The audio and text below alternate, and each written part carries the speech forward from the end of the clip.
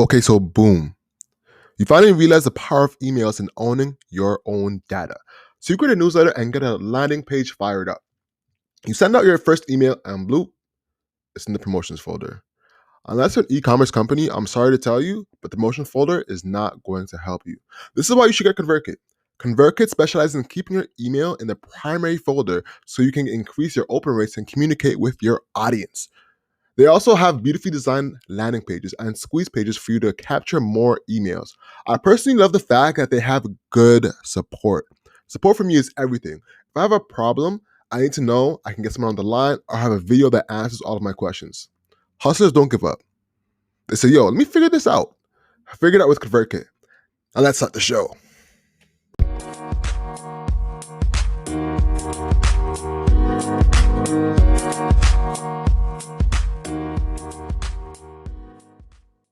Hello and welcome to the Hustle Over Everything podcast. This is the podcast where you receive stories, tips, and strategies from entrepreneurs who've done it to grow your business and take yourself to the next level as a person. Later on today in the podcast, we have Lindsay.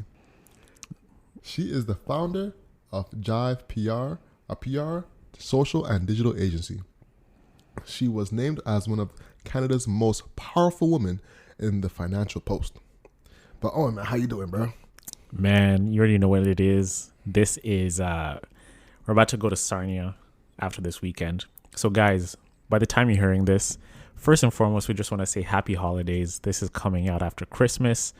I know you're all eating good, you're drinking good, spending time with your family. Right now, I'm in Sarnia by the time you're hitting play on this podcast.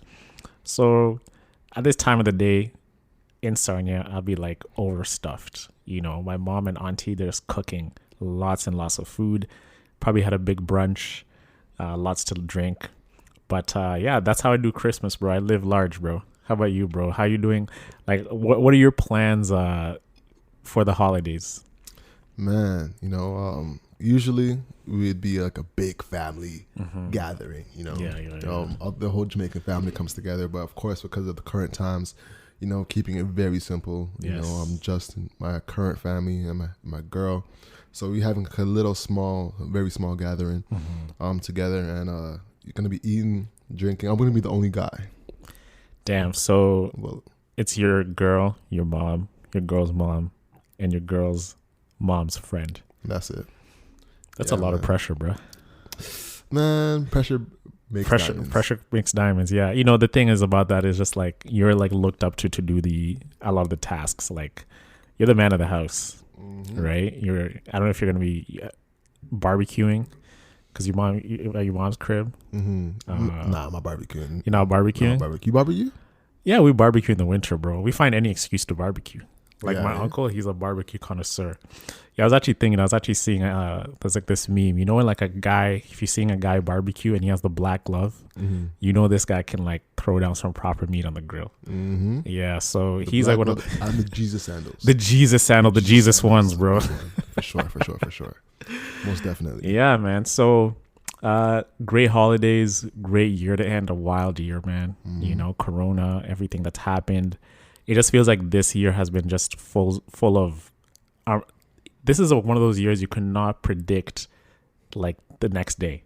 Think about that. Like we're living tomorrow. Like next thing you know, Rob Ford's coming out. Hey guys, Rob Ford? You mean Doug Ford? Yes. Doug Ford. R.I.P. Rob Ford. But Doug Ford comes out and says, "Hey, another lockdown extension for February, March." I didn't tell you this. I actually almost had like a mental breakdown. Because I was in Oshawa visiting my mom yesterday, and I saw Michael's open, and I was like, hold on, what? Michael's was open? But isn't it the zoning of like, yes. Okay, let you explain it. Yeah. Exactly. That's exactly what happened. So I was looking at it, I was like, Michael's up. What? Wow, is Michael's? I got so mad. Yeah. I was I was literally about to write a Twitter tirade and like this go crazy. Then you remember like the zoning, the zones. But does that make sense to you? Man. If we can go get a haircut in Vaughan, but it's the same GTA area. Yeah.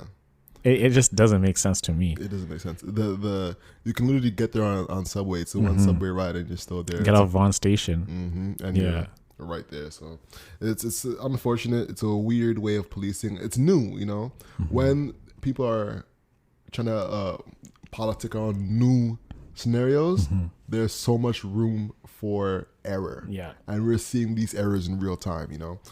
So it's really affecting our businesses. And yeah, I actually saw on TV the other day, actually yesterday, a woman opened her store to sell toys, and she was just like, "Hey, listen, like, why is Walmart open? You mentioned last time on the podcast that Walmart's actually not allowed to sell anything else other than groceries. They're actually still selling those items, even Costco. Like, so people are like, okay, why are we doing this? And these guys are open. It's so unfair. It's just unfair. That's what I think, and something needs to be changed about it. I completely agree.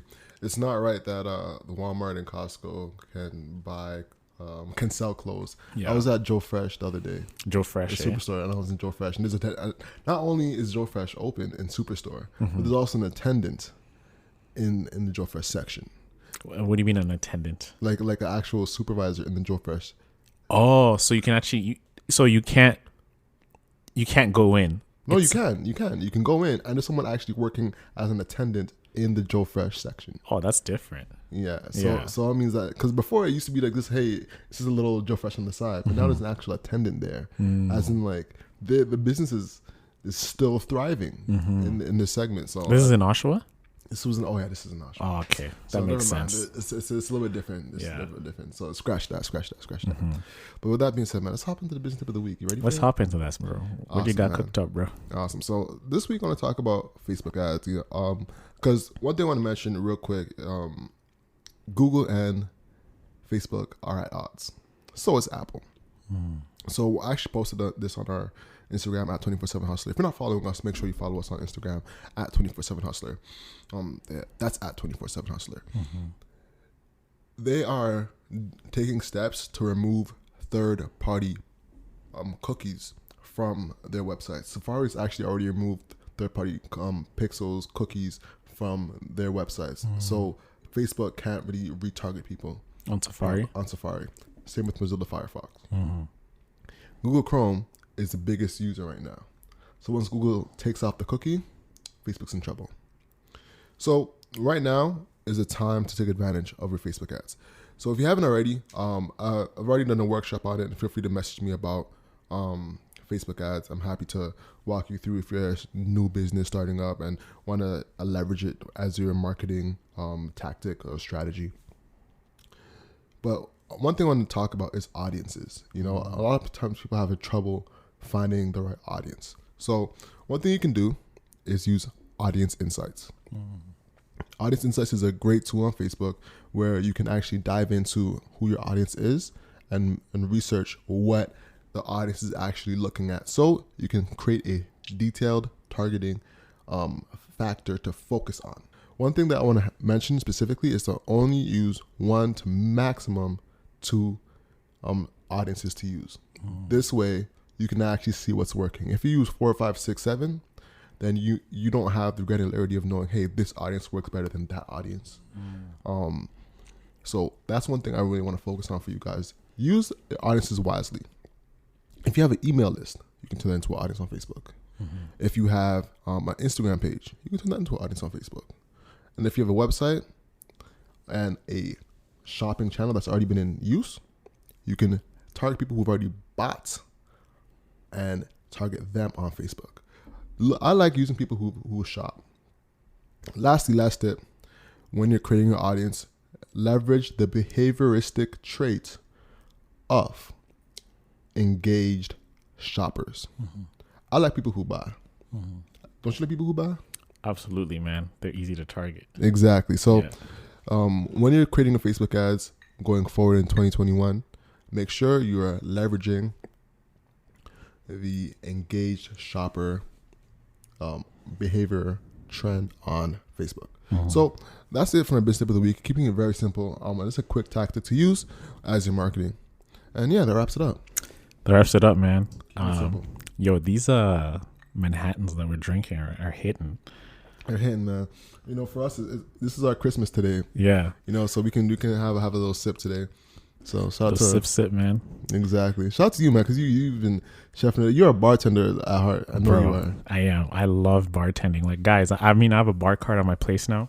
So I've been mixing drinks, reading about bartending, learning about different rye, whiskeys, Irish whiskeys, scotches, the different type of grains. I'm becoming a beverage connoisseur. And this is something totally different that I'm doing just to build up my, an extra hobby that I don't know other than business, because that's all I do, and podcasting. So now I'm done playing basketball competitively. Like, it's cold out. I can't hoop. So let me pick up something new. So bartending is that. So every time someone comes over, I make them a great drink. Alex has been one of my friends who I've been, giving drinks for him to try. And so far he's been happy. So that's good reinforcement. Yes, I'm happy to be a test dummy. Yeah, exactly. Mixing it up, and you're getting the bar quality type of beverage when you come to my residence. But guys, as we wrap up the year, you know what time it is. We're about to go into 2021, a year full of possibilities, a year full of prosperity, of wealth coming to all of us, happiness. We've gone through such a tumultuous year that if we've gone through this, the other side is going to look up. The world works in polarity. There's the good and the bad. There's the heat and the cold. There's the sun, there's the rain, there's the man and the woman. And whenever you go through the bad, you always are going to see the good eventually. And I am speaking it to existence that 2021 is going to be one of those years. So now, what is a Hustle Nation tip of the week? The last one on week 52 of December 2020. And that is fail often. So I got inspired by this because Alex and I are really trying to create a great production, a great listening experience for all of you, so you can consume our content, from the video that you see on YouTube and Instagram to the audio that you're going to be listening to while you're at work or you're on the TTC or whatever subway system or transit system you're using in the world. We want to provide you that great quality experience that you could consume. And right now, in business, you have a lot of external variables that you can't control. A, we want an editor. B, we want to have a quality video, but there's time, there's money. So we're trying different things. And Alex came up with a great idea. Hey, how about we try a 3-way call with Zoom so we can have like the alternating camera angles? That didn't work. So now we're going to figure out something else. And this is the key to winning in business is you can't be afraid to try new things. You can't be afraid to attempt something that is so out of the box, but you have to push yourself, because the more you push yourself, the closer you are to getting the answer. We're close to that breakthrough. Something is going to come up. As I always talk about, the universe is going to give you signs and synchronicities which align to your purpose, and we're waiting for that, and we're getting close, and we're feeling that. So whatever your business is, fail often, fail fast. Don't be afraid to try things, because the more you fail, these failures become visceral, meaning that they become a part of you and you know not to do them again. And then once you get the right answer, no one can take that away from you. You find out your own perfect way to do it, your own unique way to do it. And that's the way to do things, because the success is there for you. You just have to find the answers. And it goes back to a video we posted on our Instagram by Pat Flynn. When you're going through the path of entrepreneurship, it's a lot of zigzags. It's a lot of lines. It's going up, it's going down, but then you hit something, and then you hit that like hockey stick growth, which you're like rising to the moon. So this is the year of rising to the moon. So as we come into this new year, we've been hit with a lot of different difficulties, and we're trying to pivot. But I think within the pivot, within the downtimes, that's where the genius happens. That's where the signs of opportunities come along, and you follow those and you're going to win. So guys, Merry Christmas. Happy New Year. We're going to do it big in 2021. We can't wait to keep giving you this awesome content, this awesome podcast. And we're going to give you more. And we're here to give. We're here to give, and we're here to build with you and create this community. And thank you so much for riding with us this year. We really appreciate it. And I don't know how else to express this, but it's been a blessing so far for you to ride with us this past year. And we can't wait to see what 2021 brings us. And we can't see what 21 brings for all of you guys, as you're sharing with your successes. So, guys, that is a Hustle Nation tip of the week. Fail fast, fail often, because that's the only way to succeed. And that's the tip of the week, guys. Al, any more to add? Actually, I do. Yeah. One thing that stuck out to me, I've been watching some Pharrell interviews, and one thing he said that was really stood out to me was that Prince actually denied working with him. You know? Prince denied working with Pharrell. Why? He made fronting for Prince. He made front for no way. You're lying. I swear to God, the interview's out right now. So I was seeing the link after, and I was like, wow, like think about that. Like, you know, I realized that rejection is just part of the game. Yes, this is a good thing. And yeah. If you were to focus on the amount of rejections you get and not moving forward, you would be failing. Mm-hmm. You know, and not failing in terms of like what you're talking about in terms of just like not accounting for where you're going, but you would actually be stunting your own self. You'd be getting in your own way, is what I mean. So one thing I also wanted to mention is, you know, embrace rejection. Rejection is a part of the process. Hearing that Pharrell Williams is getting rejected. He got rejected by Michael Jackson as well, and some of the songs that he made for Justin Timberlake are actually made for Michael Jackson. Wow. You know, so like just imagine if he was to throw away those songs, like, oh well, no one likes him, so I guess they're trash. You know, everything has a moment, so you can't let rejection get in your way. That's the only thing I want to add. Yeah, and you know, rejection is part of the business, and if you gotta learn to take those rejections because it actually toughens you up along the journey. For sure. And they just get you. You got to see that rejection as a step closer to the yes. Exactly. Yeah. Exactly. And with that said, ladies and gentlemen, let's get into our podcast with Lindsay. Happy holidays. Happy holidays, y'all. Peace. Yes.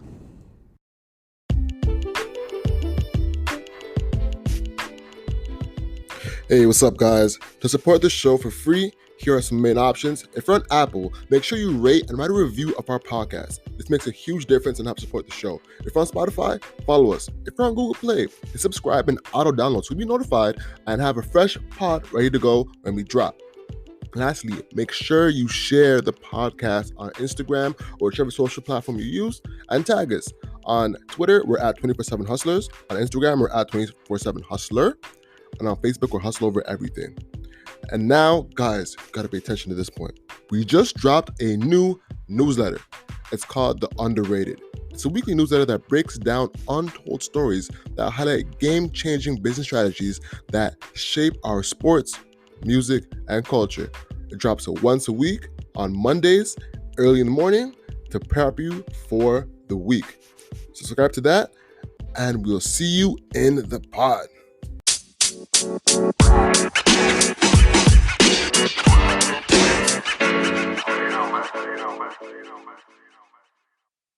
Lindsay, welcome to the show. How are you? Thank you. I'm doing good, guys. How are you doing? Blessed. I'm fantastic. Love. There's an interesting story behind that. Yeah. We mentioned on a previous podcast where, we were told to always say fantastic if we're doing good and never be like, hey, I'm doing okay. It just dampens the mood. It's like, hey, I'm fantastic. I'm ready to work. You know, it's a way to talk to clients and people. The energy. That's what you want, right? Set the tone, and then everyone will rise to that. Exactly. So, Lindsay, thank you so much for hopping on the show. I can't wait to get into your story. Start things off. I have a little bit of an icebreaker for you. You have two, a softball and something a little tougher. One is what's one thing the public does not know about you? Oh my goodness. What's one thing the public does not know about me? Well, I use this as when I get asked certain questions with certain groups of people, is like, what's something that you've done people would never know, is that when I lived in India and I did my stint there, I ended up being an extra in a lot of different things, even though that's not my background whatsoever. I'm a behind the camera kind of person, but I'm in a lot of different Bollywood MTV shows, actually, because they were doing a relocalization of content with the production company I was working for. So a very weird claim to fame cameo background type thing that I guess I don't really talk about very often. Is there anyone that come to mind that we should look up and be like, hey, I was in this one? I don't pronounce them anymore. It would be in Hindi, the show titles. Yeah, I don't know. I'm sure they live on YouTube somewhere. How long were you there for? I was there for 2 years. Oh, wow. So did you actually learn the language? Like enough to get by. So I always say like toda toda, which means I speak a little bit, like little of Hindi. And so in a rickshaw, I could get around, I could order vegetables, but I couldn't, hold an entire conversation. Was Gotcha. that like a culture shock to you? Like, talk about when you first landed there. How did you navigate just the environment of living in India coming from North America? Oh, such a culture shock. It's when I landed, it was interesting. I landed, it was like 3 a.m. I didn't know anyone. A friend of a friend from university picked me up at the airport, was taking me back to his house so I could stay there because he was like my landing pad into India. And it's like an assault on the senses in a really good way too, right? Because there's just so much vibrancy there and colors, and then obviously on the different side of what we're used to in North America, there's so much poverty, but in the poverty there's so much passion. So it's this, you can't even look at it and say, oh, it's so sad, because it's not sad. It's a way of life, and they embrace it. And it's just like words can't express what that is like for the first time, landing there and knowing you're going to be there for a long time. And but just the beauty that's in it as well. I think it's really like you don't live until you get to immerse yourself in a culture. And I'm not talking about just visiting on holiday, like actually living there, doing the day-to-day of how they do. And yeah, it's wild. Yeah, that's insane, Yeah. man. I know what you talk about. Yeah. I mean, growing up in Nairobi, I've seen it, how it's like to live in impoverished neighborhoods, right? And from the outside looking in, you might think like, wow, what a disaster this is. But when you actually get to talk to the people, like, this is their life. This is what they know. They haven't seen the other beauty of, let's say, like a Canada or United States, where there's like actual structure in these big cities, and etc. Like, they found happiness in their situation. And when you look, say, "Hey, do you need help?" I was like, "What do you mean? I'm good. I'm living. I'm happy." So it's just like a different perspective once you've seen like what's available here, and then you go there, and then you see what makes happiness. It's the happiness is what you make it. And I think relating to that, that's what I found out as well, is like being on the other side as well and growing up around that. It's happiness is what you make it. Yeah, and I would argue that in some ways, I think they're a lot happier people that I met there than people that I know here in North America, because they have such a strong community tie. So, I mean, I guess it's all relative to what people define as happiness. Like, yeah, Canada, North America, maybe it's, structure and wealth, but there it's community connection. So I guess it really depends on how you're defining it. Yeah, a huge conversation in that. We could go into it for a long For time. sure. Most definitely. So, but one thing that's most important about it is that you leveraged your time in India to start your agency. Am I right? No, when I was in India, I was working for a Bollywood production company for the whole time I was there. And then when I moved back to Canada after India, and then that's when I started the agency. And we did some work back and forth with different connections that I had in India, but the actual agency was started once I came back to North America. Got you. That's what I was referring to. That you made the connection once you're in Canada, and you were leveraging that connection to start your agency. So, like, what was your agency centered around when you were just starting? Entertainment. So because I came, like when I was in London in the UK, I was working for E Entertainment, which is a television network, and then in India it was for the Bollywood company, and they did film and TV. So entertainment was really my background on the marketing side of things. And then when I came back to North America and in Canada specifically, I started in the entertainment thing because that's what I knew, and then grew everything from there. What was the insight to start the agency? I mean, there's a lot of agencies that exist, but you predominantly go into more of the storytelling side of your agency. That's one of your core competencies. Like starting out, what gave you that insight that, you know what, there's a new, fresh approach? What was that first thought that you had that you're like, aha, like, I think this is the best. I think we need to do this. I wish I could pretend that I was so strategic and had foresight and was like, oh, here's the gap in the market and this is what I need to fill. Yeah. I couldn't get a job. So when I moved back to North America, because I'd been abroad for 6 years, just every time I was applying for something, they were saying that my international experience wasn't relevant. They wanted me to have local experience.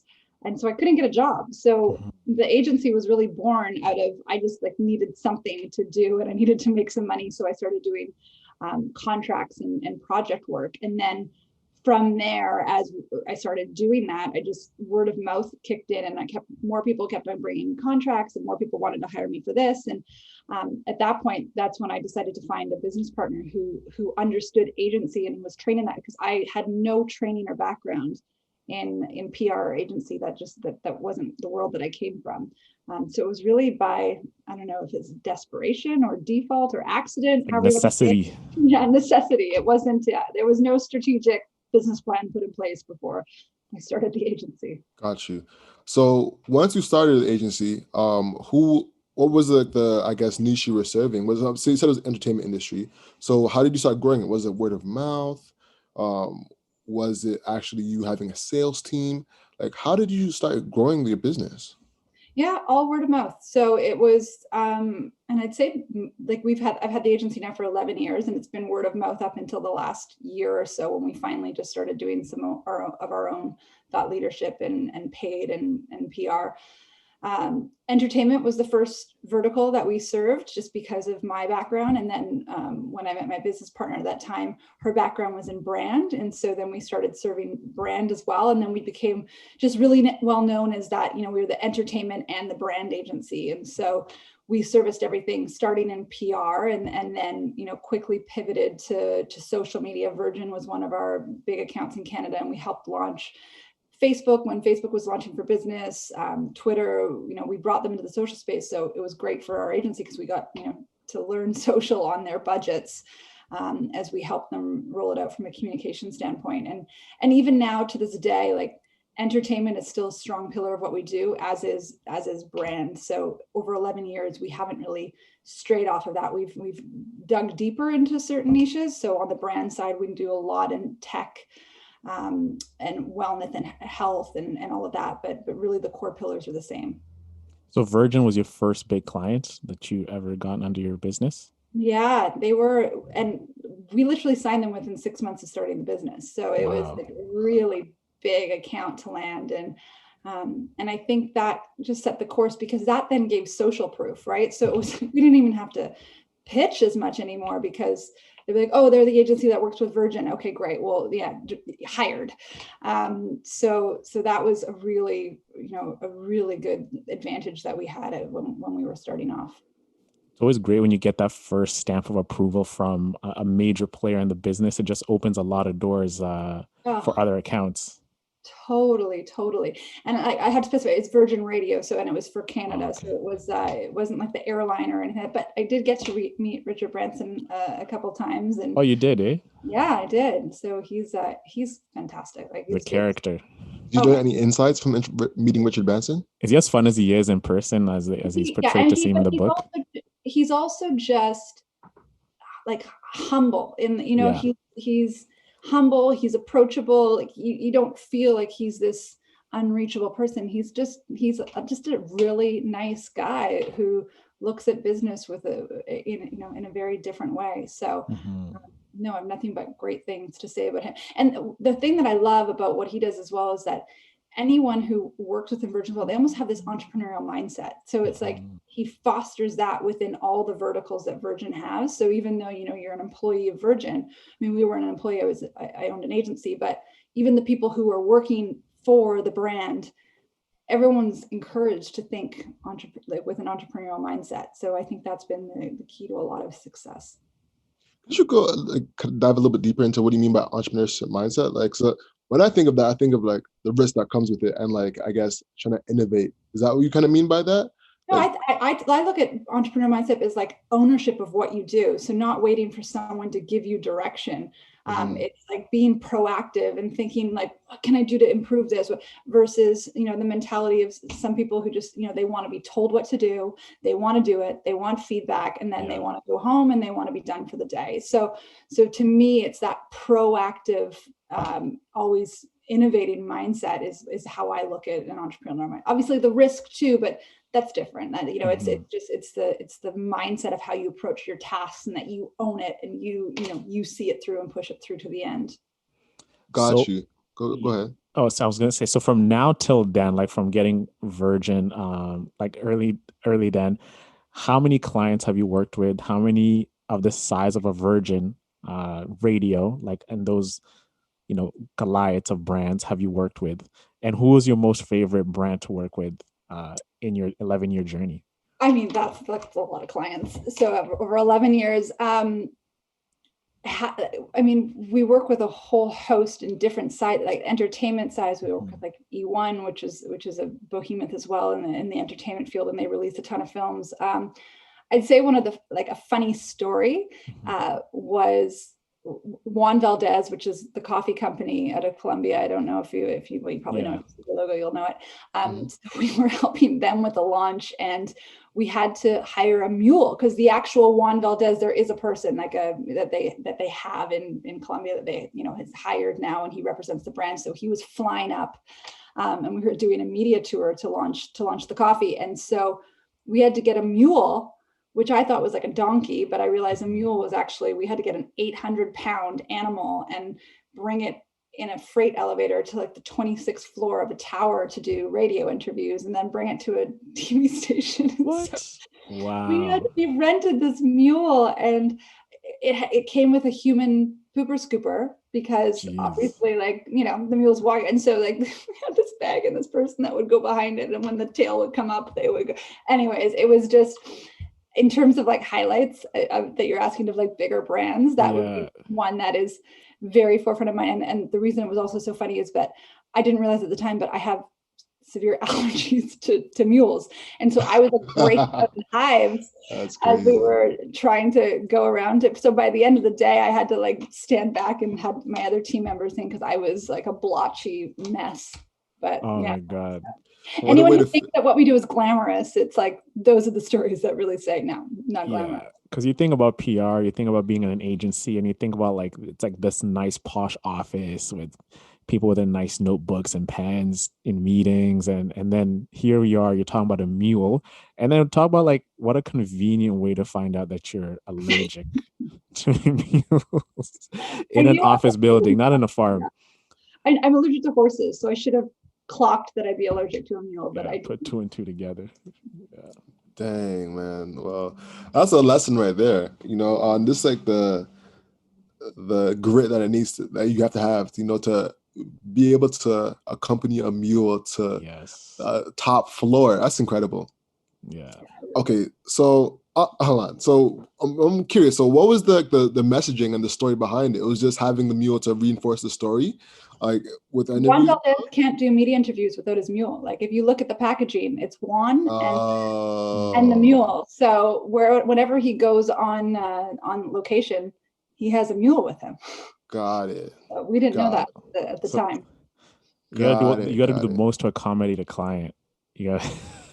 Well, I mean, and then like trying to find a mule to rent, it was quite the task.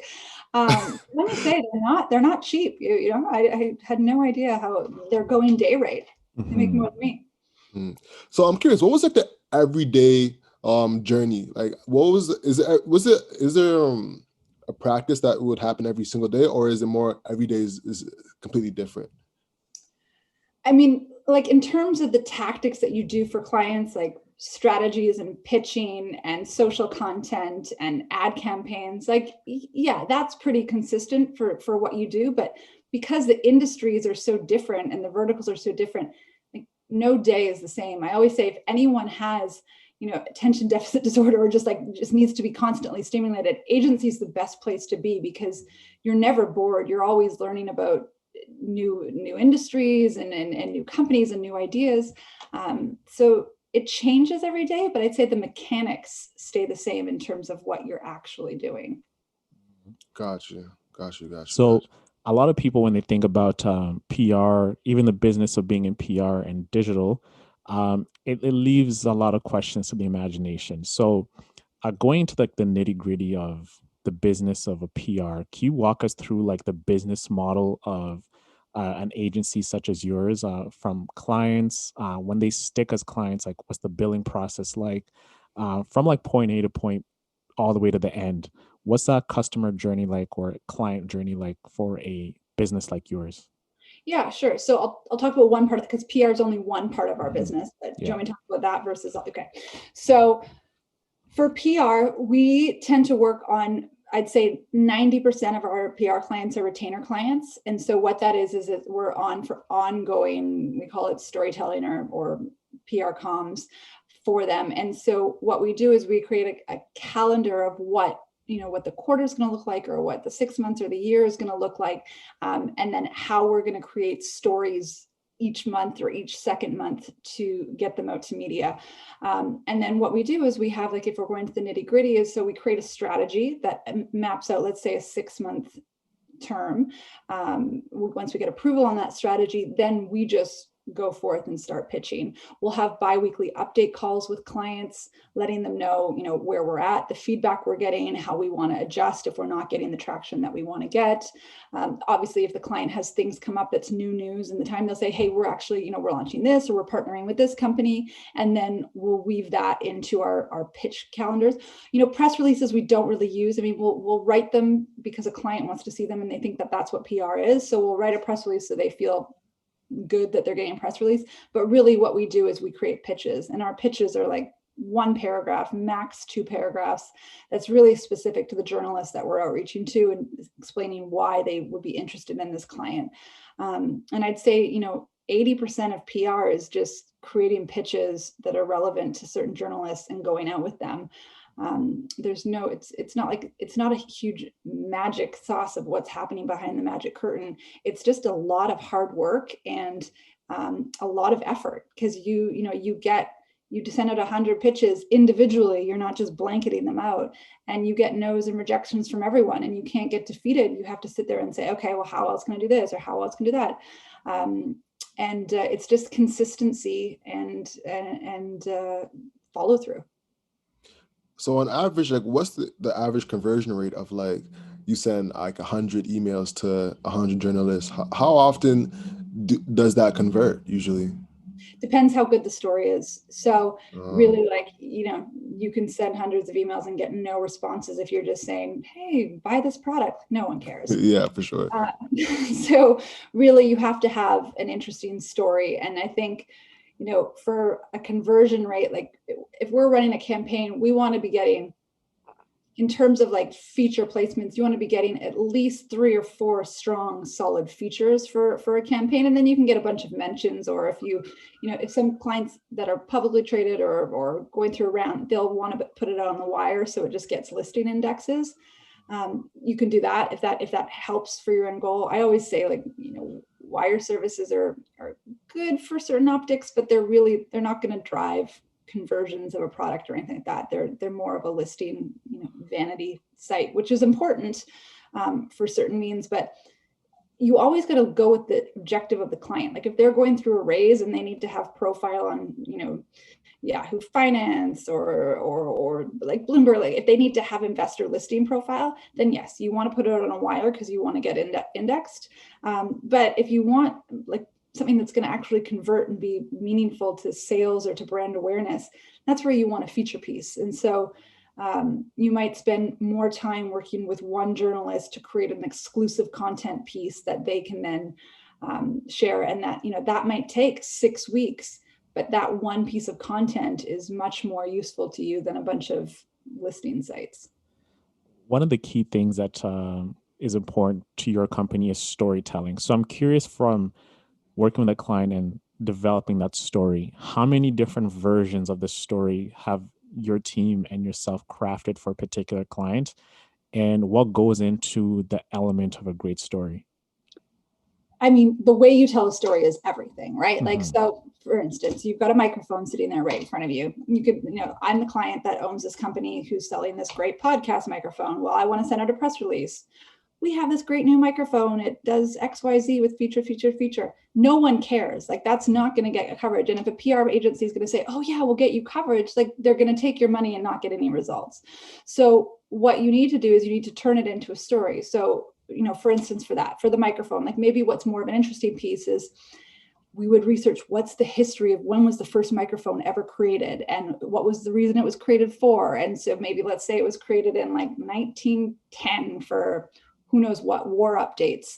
So we find the history of the microphone and we create a pitch around like, did you know that this is what it was? Winston Churchill was the first person that used the microphone to make his address. And then I'm making stuff up here, but you know what I mean? Like we dig deeper to find a story, and then we say it's come such a far way, like 100 years later, and X company has come out with this.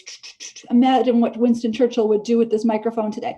Something like that makes the product all of a sudden be interesting to media versus just trying to say that you launched a product. I know the client always thinks it's the most interesting thing that their product solves all the world's problems, but no one cares. Yeah. Mm-hmm. How far have you ever dug deep to find the story? I mean, you could have a mundane product or service. What's one time you've had the challenge of coming up with a story that is intriguing and captivating? Oh my gosh, I feel like all the time we have stories that are intriguing. Yeah. So it depends. Like we do research like that into everything we do. So like even if it's a film that's on a certain topic, like for right now, we have a film that we're launching about this foursome who play golf together for 50 years in the same tournament. Like just these four guys that have always played in the same tournament for every year for 50 years. Mm-hmm. And so, it's a cute film, it's a cute story, but we've had to go into like the history of golf and the, what makes friendships last and why the golf tournament. And so we'll dig into everything for whatever theme it is that we're going off of. Does that answer your question? Yeah, I just want to see like how you guys wrap your brains about being creative to find a unique story to tell for certain projects that might not even have a story to even begin with. Like, how do you stretch that out to make it stand out? And we have something here. Yeah, so we do these really great internal brainstorm sessions. Actually, our director of PR leads them, and she'll go in and she'll do the session and she'll say, okay, imagine you were Michelle Obama. And then she'd like lead a whole brainstorm session through the eyes of like how you would pitch it if you were Michelle Obama. And then it just is a different way of thinking of a product. And then a whole bunch of ideas come out. And honestly, there's probably like a ton of really bad ideas that come, but no idea is a bad idea. So we just spitball things, or someone might say something and then it'll spark something else for someone else. And they'll say, well, what about this? And what about that? And so it's a really playful session. And actually the team, they love it. It's like we also do it cross teams too, right? So it's just not the team that's involved with that client. We'll bring in other members of the team because sometimes it's nice to have something that's you're not so familiar with it. But those brainstorming sessions are key. And you can do them with the client, and the client sometimes finds them really fun as well. But I think that every agency should be doing them internally regardless. Yeah, I couldn't agree more. Also, like, so you have a digital side of your business as well, right? It's not just strictly PR. Now, with a lot of clients, I'm finding that a lot of clients are adapting to PR through digital or through digital marketing to their business, kind of like a new step for them. How do you kind of walk through that process with new clients on your end? So moving a PR client to a digital client? Yeah, or a net new client into digital that hasn't gone there before. Got it. Well, I mean, it's part of the overall comm mix, right? So it's taking a client and, you were talking a little bit about one of your clients that was featured in, magazines that was so old school, they weren't adapting to different new markets and stuff. So it's just educating the client on what what the options are and then what's relevant for them. Because I think a big problem is that putting clients on everything when they shouldn't be. And also if they don't have a huge budget, they might be better off investing in content marketing versus paid advertising, where they're not going to compete with, competitors who have huge budgets. Yeah. So it's better, I always say, like, everyone thinks that they have to be doing paid media and they have to be on, and I don't agree with that. I think, if you don't have a strong budget, you're going to lose the bid war, and you're not going to get, the results that you want to see. So in that case, then investing in a really strong content marketing strategy that you own and then you can drive to in different ways, that almost becomes more effective. So for each client, it's different based on their budgets and also what their product is. Like, some clients should only be on Google, only be using Google for paid. They don't really need to use Instagram, Facebook based on the demographic that they're going after. 1,000%. 1,000%. You need to figure out where your audience is hanging out and be there to provide value. A lot of times, it's not necessarily you need to be on Facebook ads. Even though I have an agency, and I turn away a lot of people because it's not right for everybody. 100%. Yeah, exactly. And I think that, good agencies will say no to clients a lot, right? Like, I always say, we don't want people's money unless we know that we're going to be able to get results for them. And it's, otherwise they're going to be miserable. You're going to be miserable trying to explain to them why they're not getting what they think they're going to get. I'd say that's more than half the battle for us is actually educating clients on what they should expect versus what they think they should be expecting. Because I think everyone's sold that, if I put ads on Facebook, my sales are going to go through the roof. No, it's really, really not the case. I've learned that the hard way too. Yeah, I have too. Listen, it's a journey on all fronts, without a doubt. But I want to switch gears for a second, because you've gone through something a lot of entrepreneurs have not gone through or have yet to gone through, and that's dealing with the partnership divorce. What happened there, and what have you learned there that our audience can take away? Yeah, so I had as I said at the beginning, like, I started the agency with a business partner.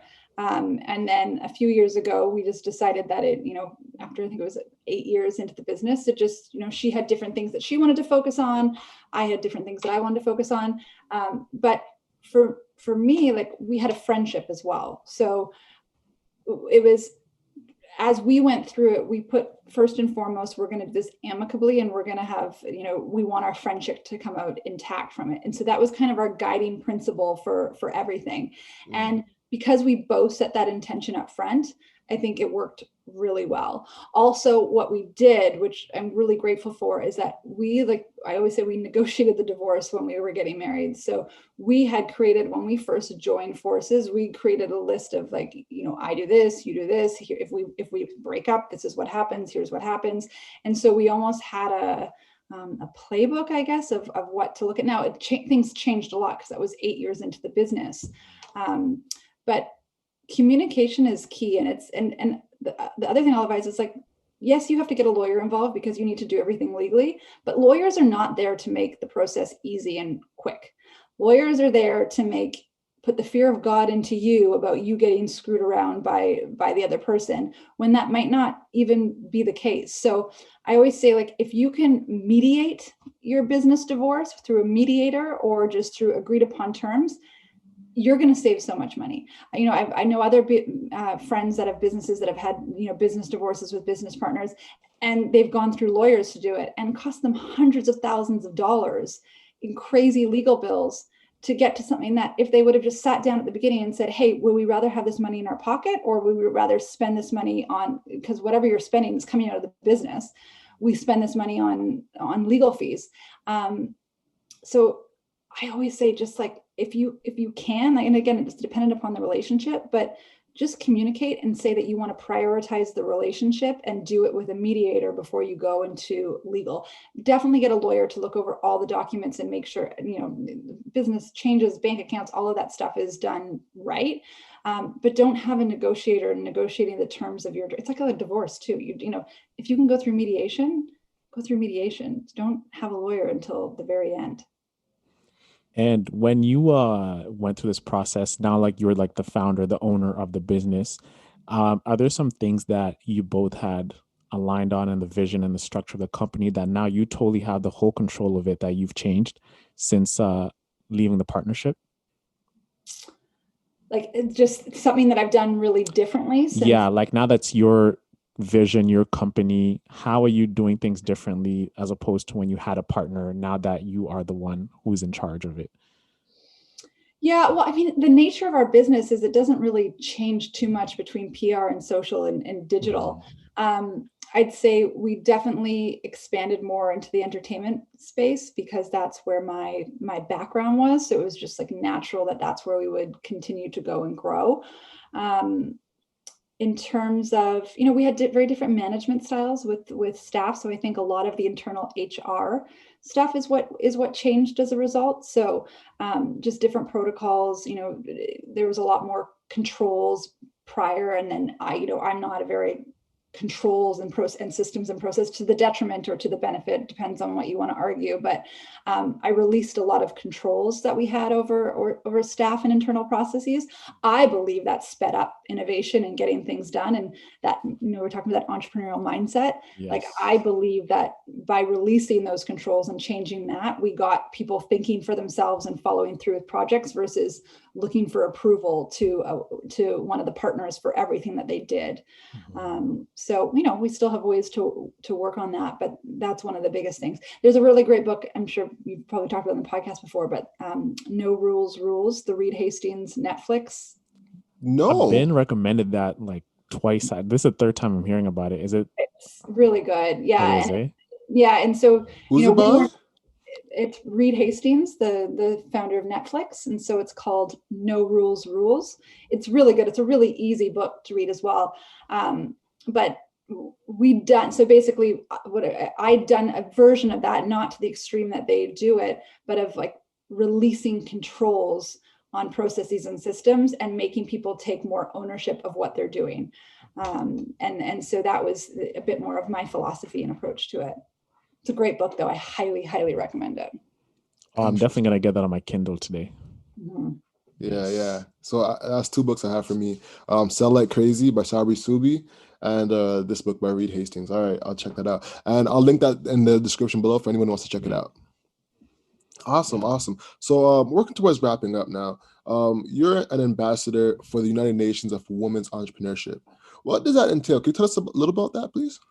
Yeah, so I'll back it up one step. So I belong to this group called EO, which is an entrepreneurs organization. It's a global group around the world.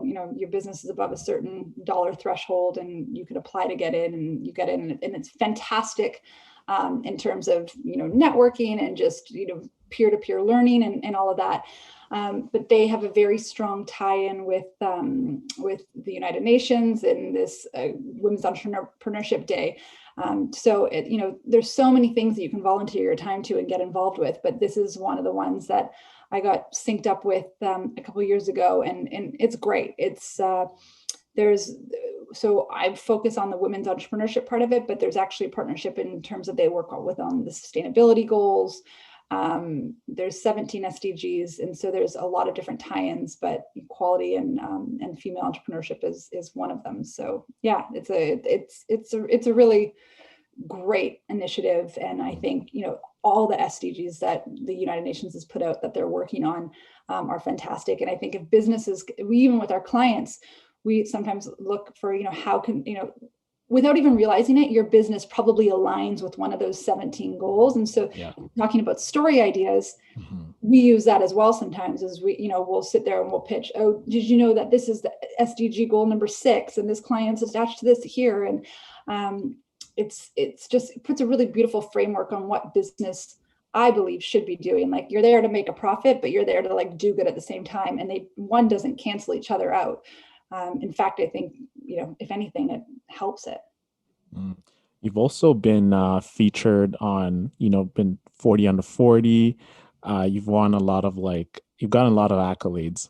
And looking back from when you started till now and all the accolades you've received, did you ever see it ending up like that? Did you ever see it like when you're starting out that you were going to be this, doing what you're doing now with the UN and top 40 under 40, 100 most powerful women? How does it feel now that you're in this stage of your business and this stage of your life, looking back at the journey?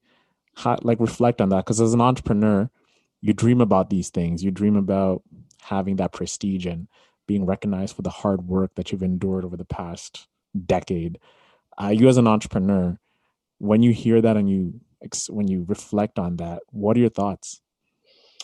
Yeah, it's a really good question, because when I first started, I always thought, oh, that's like the holy grail. You just want those awards. And then once I get that award, I've made it.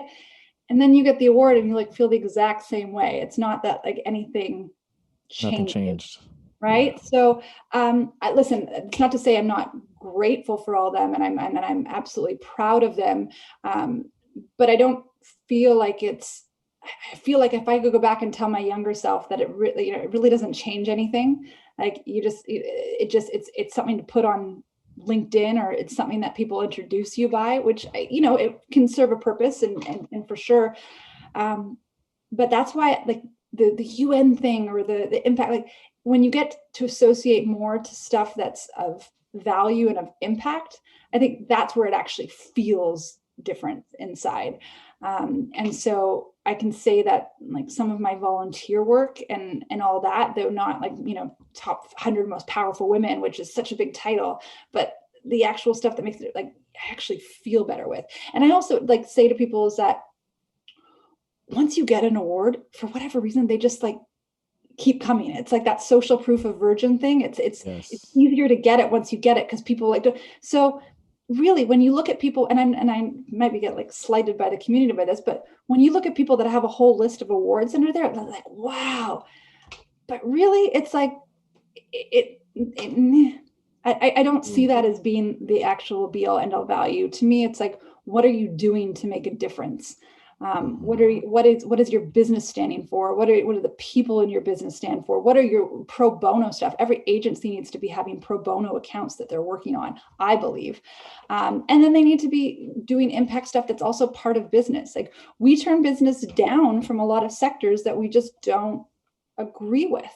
So I think you need to make the stand. Those accolades feel great, but once you achieve them, it's surprising how it doesn't actually mean that much. And again, I'm not taking away from the value. I'm very grateful that I have them. But it's not, I wouldn't say to entrepreneurs, yes, you have to achieve this and you get that. Like, that's not what's going to make the difference. Let me just some pushback on that, some friendly pushback. Do you feel like that because now you're on that side and you've experienced it, as opposed to someone who's never experienced it and now they're looking at someone like you that they might be marveled about that? Do you feel like there's a different feeling now because you're on the other side now? I think that's for everything. Absolutely. That's what I said. Like at the beginning, I was like, when I didn't have them, like, oh, I want that award. I want that award. And I would get that award. I'd be like, I don't feel better. Like, it's just, and it's like that constant, what is that award there for? Like, I thought that it would make me feel a certain way once I got it, like I'd achieved something. Yeah.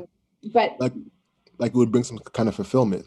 Yes. Yeah. And so I guess it's like, if you're looking at it as a way to have a good introduction sheet when you're doing a podcast or you're being introduced for a speaking engagement, then yes, the award is fantastic because it puts credibility there and it makes you feel that way. But I guess to answer your initial question, like, how do I feel? How I thought I'd feel before I had the awards is not how I feel after I have the awards.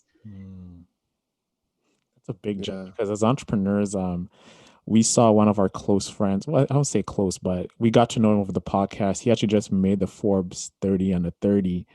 And I was thinking about it as well. I was like, damn, it'll be great to be on that prestigious list, one day. But we've won awards before too. And we've had conversations where in university, there was like this Entrepreneur of the Year award. And I worked towards winning that at the time. I was working on a different project, and it was like one of my chief aims before leaving university. Like, okay, we have to get this because it's just a legendary thing to do. There's only a few people who do this, and out of like the whole business school. But then once we conquered that, I woke up the next day and nothing changed. It was just, you thought the high is gonna last forever, but it's so fleeting that it's 15 minutes. And then you're back to chasing that next rush of feeling like you're gratified by some award, but everything stays the same. So I can relate to some level on what you're saying. Yeah, no, that and that's what I mean by it. I'm not taking away saying, oh, I wish I never won the awards. Like I'm very grateful. But what I would just say is, like, for entrepreneurs that are out there striving to get those awards, and I wish I would have known that I wasn't going to feel exactly what you said. I wasn't going to feel different once I got it. It just becomes an introduction note on your CV. So now with this with this perspective and looking at life and business, what are your aims looking forward now as you're growing yourself and you're growing your business? I want to do work. Like, I love working, but I want to do work that is challenging to me. Like, it's, for me, I'm always saying that, like, that's why I love that the agent speeds perspectives. Like, I'm always learning about a different industry. Like, I'm going deep into med tech right now with one of our clients. And so I'm feeling challenged to completely, when we started, we were completely out of our comfort zones with it. So for me, like, yes, listen, money is, I love money. Money is very important. I'm not understanding it, but it gets to a certain point where, like, money versus challenge. So I always want the money to be there. Like, I'm not going to, but I want to be challenged, that I feel like I'm growing or I'm having to look at something in a different way. And I think that for me is like, I want to wake up and enjoy everything I'm doing challenge wise. If that makes sense, because you get to a point as being an entrepreneur when your business is at a certain amount and you're very blessed that you can pay yourself a certain salary that you were getting. It's like that fulfillment thing. Like, what is it next when money isn't an issue? And I'm not super rich, like, and that's not what I'm saying, but I can get, my day-to-day needs are taken care of. So what is that next thing? And for me, it's like a challenge and working on things that I feel are helping the world or giving back in some way. It's like Maslow's hierarchy of needs. I think the stage you're at right now is the fifth step, self-actualization. It's like you're looking to uncover more of yourself, to see what you're made of. I mean, that's a whole other podcast, and go into that. Self-actualization, that is the topic I love. And Yeah. Absolutely. I think that's what it is. And I think that's, that should be like as the goals for entrepreneurs. You get up there, you want to be at the stage where the pressure of survival is off and it's now about the enjoyment of creation. Yes. And that's the shift. Yeah. Most definitely. And with that being said, ladies and gentlemen, the hustle is what you can't control. So control your grind and control your life.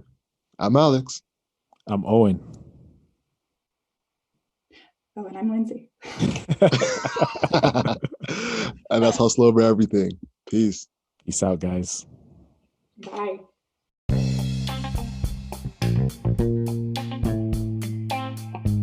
Thank you so much for listening. The conversation continues on our Instagram at 247hustler. We post very frequently. And be sure to check out our merch at hustleovereverything.co. We have some amazing sweaters, hats, mugs, and a lot more. Lastly, our Proud to Pay program is linked in the description below. Thank you so much for your support. Talk to you next Monday. Peace.